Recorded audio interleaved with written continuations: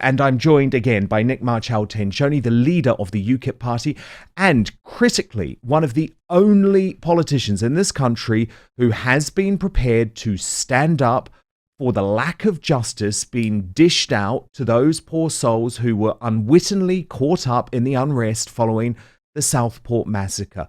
Watch him feeling pretty despondent, actually, after attending one of the court hearings. On a personal note, I feel absolutely sick to my stomach with regards to what I've witnessed at Winchester Crown Court this morning. The barrister phoned the defendant that I know last night to manage expectations. If you plead not guilty, or if you enter no plea, you're going to be remanded. In what world does that happen where he's committed no violent crime? The CCTV footage is incredibly questionable with regards to implicating criminality. The case is far more complicated than that. The individual was present, but he didn't commit any crimes. Then that this morning, again, you've got to make a decision. What do you want to do? Do you want to enter no plea? Do you want to say guilty, not guilty? Essentially, either way, you're being remanded. You're going to prison. It's just, I'm sick to my stomach. A 65-year-old man has also just been, his wife was there, his children were there. 7 families, 6 out of the 7, 6 families, mothers, ordinary concerned citizens, their brothers and sisters, the sons and daughters, they're all heartbroken now. They're all devastated. These are people that you know, that I know. They're your neighbours. They're the people you chat to, work colleagues. These are ordinary people who haven't engaged in any criminality. They were simply there at the time. And Nick Marchal-Tencioni, that is the critical point, isn't it? You're not defending violent criminals.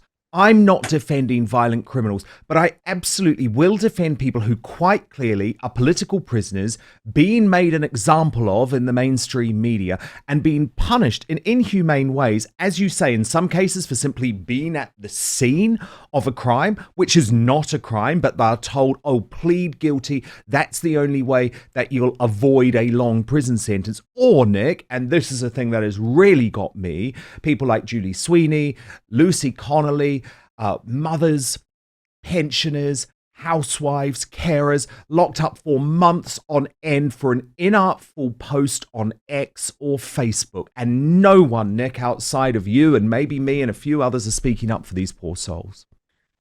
Absolutely, Dan. So let me be very, very clear to maximize our time together for your viewers. If you have no knowledge of the British legal system, if you've never been in a Crown Court before, if you've never dealt with a solicitor, let alone a barrister before, when you are violent disorder is used specifically because it carries the 5-year mark, it's used specifically to quash.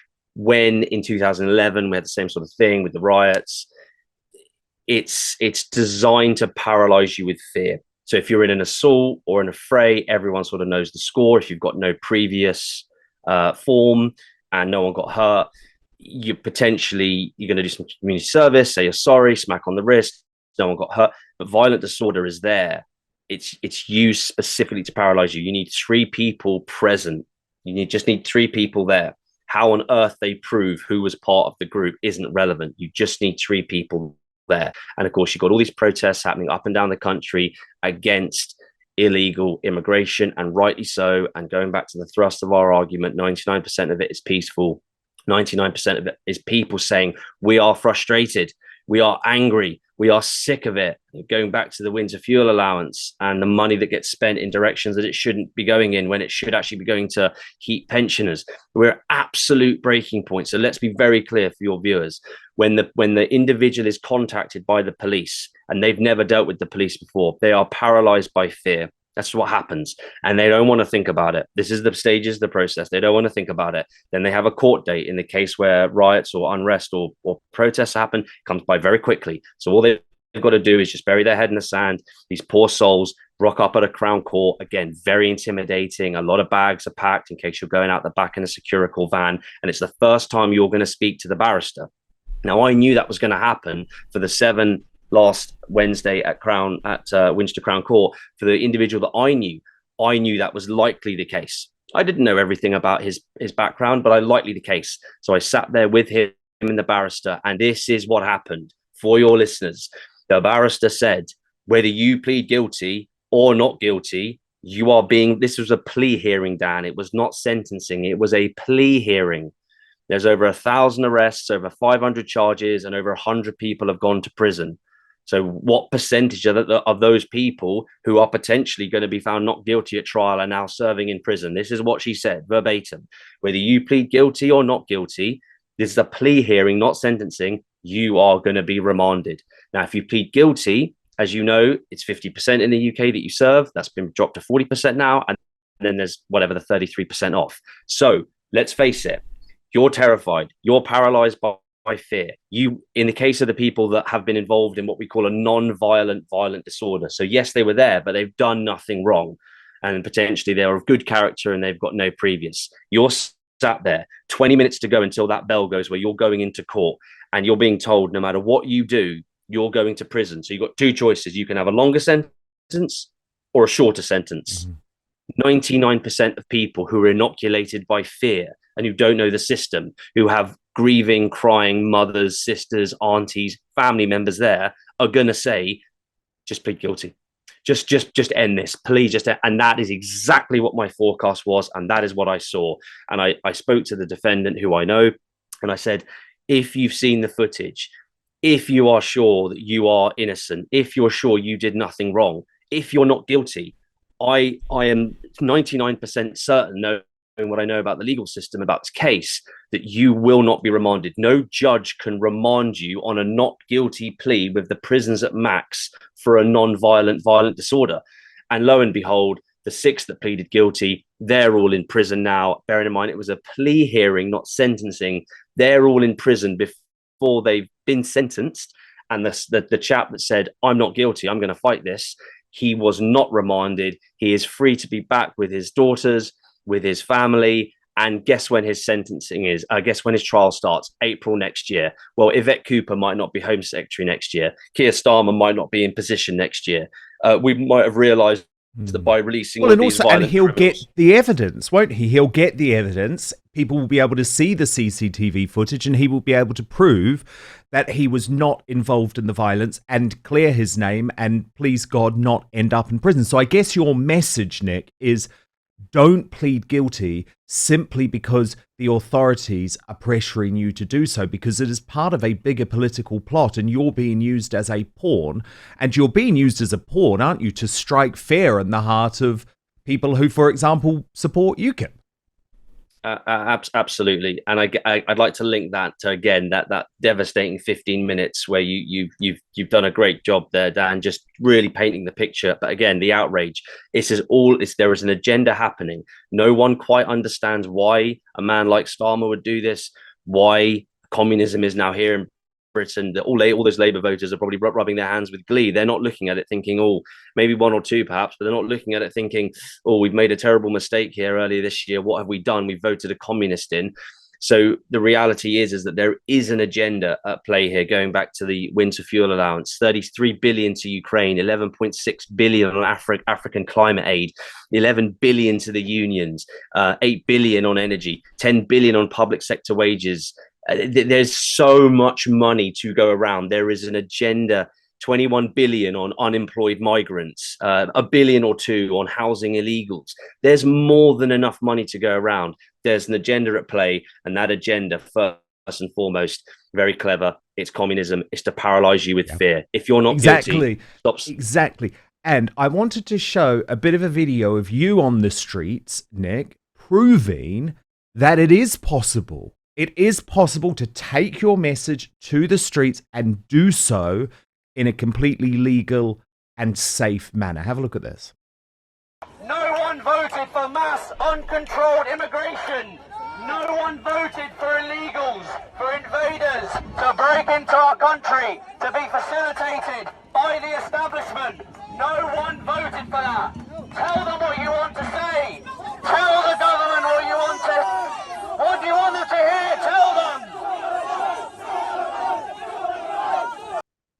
And Nick, Calvin Robinson, Father Calvin Robinson, who is now your chief spokesperson, but also a regular on this show, and also Douglas Murray, the Spectator columnist. Both of them have been clear that you cannot be too afraid to take to the streets as long as you are doing so peacefully. Do you agree with that? First, though, have you ever wondered what happened to the legendary Chuck Norris? Now, I recently saw a video he made, and I was shocked. He's in his 80s and still kicking butt, working out, and staying active. What's even more shocking is he's stronger, can work out longer, and even has plenty of energy left over for his grandkids. He did this by making just one change. He says he still feels like he's in his 50s. His wife even started doing this one thing too, and she's never felt better. She says she feels 10 years younger, her body looks leaner, and she has energy all day. Chuck made a special video that explains everything. Make sure you watch it by going to chuckdefense.com/outspoken or by clicking on the link in the show notes below this video or on the QR code on screen. It will change the way you think about your health. Once again, that's chuckdefense.com/outspoken. Click on the link in the show notes below to watch the video now. You simply won't believe it. Just a reminder, the legendary Chuck Norris is a whopping 84 years old and yet has more energy than me. He discovered he could create dramatic changes to his health simply focusing on 3 things that sabotage our body as we age. Watch his method by clicking on the link in the description box below, but the address, chuckdefense.com/outspoken. Absolutely. So after the Hare Hills incident and the Southport slaying, there was a motivation, there was an impetus for people to be on the street, and rightly so, saying we've had enough of this. So it's your democratic right to peaceful protest. So let's be absolutely clear. If you don't have your right to protest, and if you don't have, most importantly, free speech, you do not have democracy. Simple. So there was a huge impetus, and it was my absolute pleasure to stand shoulder to shoulder with the ordinary hardworking man saying we are absolutely sick to death of that. And 99% of what I saw being on the front line was peaceful. On the Patriot side, we were constantly telling people to keep their cool, to keep their calm, to respect police orders, like so many other patriots that are involved in bringing people together to find their voice and to stand strong as patriots against the evil that we face. And in the case of Plymouth, the far left, typically they're referred to as Socialist Worker Party or Antifa, they stood on the church there in the centre. I think it's St Mary's, but they stood on the church there. They tore up graves, they dismantled headstones, and they threw the missiles at us, whilst the police faced off to us and had their backs to the far left. They refused. It didn't matter how hard I asked them or shouted, arrest them, arrest them. They didn't want to know. So it's always peaceful, guys. That's it. If you're involved in criminality, you're going to face the full extent of the law. But that's 99. It's 1%. And 99% of people are frustrated and they want to have their voices heard, like you just saw in that clip in Bournemouth there. So if you're involved in criminality, then you're going to have to face the consequences. But for the 99%, these people are angry. They are frustrated. They're not being listened to. It's not just by the current government, it's by the establishment. You can't let the Tories off the hook here for what they've done and what they've allowed. They've passed the baton over to with Labour. And what's happening to those poor souls now who are in prison? I'm dealing with families who have an 18-year-old, families who have a 65-year-old in there. These people don't have form. They're not violent criminals. They were just at that time, not even in the wrong place, the wrong time, but just there at that time. Well, I think they are political prisoners. I really do think they are political prisoners. And I know some people say that's hyperbole, but it's not when you look at the individual cases. But I think it's been a very dark day, Nick. So what I wanted to do to wrap is actually have a little laugh, but do it in a way that actually pulls together perfectly the arguments that we've both been making today. So luckily two of my favorite comedians delivered. First, here's Andrew Lawrence on the madness of the prisoner release. Hello, as you can see, I'm back inside again, doing a stretch for posting online videos with humorous intent, being willfully mischievous on the internet, causing reckless endangerment to people's feelings, spreading far-right conspiracy theories thinly veiled as jokes. Thought I'd got away with it, to be honest. Didn't think they were going to be able to find any prison space for me, but luckily today they've just released 1,700 dangerous criminals early, so that they've got plenty of room to accommodate people posting spicy memes on social media. And now it's just me and a load of middle-aged white blokes who've got carried away on Facebook, all doing a bit of jail time. Sadly, since they released all the real criminals, there is a shocking lack of diversity in prisons up and down the country. Before long, it's going to be whiter than the Arctic Circle in here, to be honest with you. Very soon, prison will be the only place in the UK that isn't multicultural. Still, the chances of getting stabbed have just decreased dramatically. The warden said to think of it less as a prison, more as a re-education centre. We're all going to be forced to watch BBC News for 12 hours a day and offer up our thanks to Chairman Keir before every meal. And watching BBC News for 12 hours a day, wow, that really is punishment. Dapper Laughs was brilliant on this too. It just released me early. Your boy's out. I'm free at last. Hey, look. Yes. Hey, apparently there's been like a mad influx of OAPs posting like hurty words and naughty memes on Facebook, you know, so they get themselves nicked so they don't freeze to death over the winter. So they're getting in there to get warm, you know. Now Keir Starmer's killing them off by taking away their winter fuel allowance. Luckily, I'm one of the 1,700 prisoners being released early today. You know, I was doing 5 years for an armed robbery. Nothing serious. Just popped into HSBC with a little sawn-off shotgun. Bosh, done the security guard, nicked a bit of dough. I ain't gonna lie though, I'm gonna miss Wandsworth Prison. It's one of the best ones. Nick, you have to laugh sometimes, don't you? In these extraordinarily dystopian times, at least it's bringing out some good comedy, pointing out the absurdity of this whole thing. I appreciate the sentiment very much so, but in 5 years' time, we're voting our way out of this. So we're going to start the UKIP roadshow. We're going to be taking it to the public, and we're going to be looking to reignite that support that once was. So outrage is at max. Now it's time for activity and output to be at max. Brilliant stuff. Well, look, we look forward to keeping in touch and having you appear much more on Outspoken in the future. That is Nick Marchal-Tencioni, the new leader of UKIP. But first, you know it is the best time of year. Football is back. We're talking Premier League in the UK and in the US, NFL Sundays and college football Saturdays. And with that comes the glorious grind of fantasy football lineups. Now, this is where your inner manager comes alive, setting the perfect fantasy roster, screaming at your TV and making last-minute waiver moves that either make you a hero or the guy everyone ridicules in the group chat. That's usually me. But listen, while you're over here making sure your fantasy team is dialed in, don't let your personal grooming become the guy that gets left on the bench. Let's be honest, nobody wants to fumble their grooming routine. And that's where Manscaped's Performance Package 5.0 Ultra comes in, acting as your all-in-one grooming playbook. From keeping things sharp down below with the Lawnmower 5.0 Ultra to taking care of those rogue nose and ear hairs with the Weed Whacker 2.0, this is the lineup that will keep you looking and feeling like a champ on and off the field. It will help you feel clean, confident, and ready to dominate your fantasy league. The Lawnmower 5.0 Ultra Groin and Body Hair Trimmer is the franchise player of your grooming roster. With precise trimming capabilities, it's reliable, efficient, and gets the job done without fumbling. Whether it's for date night, a weekend tailgate, or just everyday grooming, this is the tool you want on your squad. No one wants a surprise nose or ear hair making a guest appearance on game day, so the Weed Whacker 2.0 handles those details like a pro, keeping you neat and ready to go. No missed tackles in your grooming game. The Performance Package 5.0 Ultra doesn't stop at grooming essentials, though. It also comes today with 2 free gifts. The Boxers 2.0 Midnight Bravo and the Shed 2.0 Toiletry Bag Premium Gear to ensure you're always ready, whether at home or on the road.